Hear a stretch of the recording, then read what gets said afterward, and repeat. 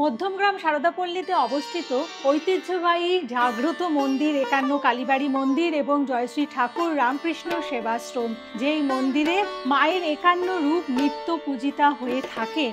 এই মুহূর্তে আপনারা যেই রূপ দেখতে পাচ্ছেন সেটি হচ্ছে একান্ন রূপের মধ্যে দেবী বিমলার রূপ।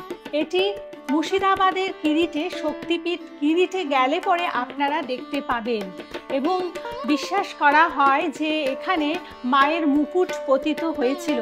এখানে দেবীর ভৈরব হচ্ছে সাংবর্ত এবং এই রূপ যেমন বিমলার অনুরূপ রূপ আপনারা একান্ন কালীবাড়ি মন্দিরে আসলে দেখতে পারবেন। সাথে মায়ের অন্যান্য যে একান্ন রূপ সমস্ত রূপ আপনারা কিন্তু সুন্দরভাবে এই মন্দিরে এসে পরিদর্শন করতে পারছেন এবং সাথে মায়ের পূজাও দেখতে পাচ্ছেন।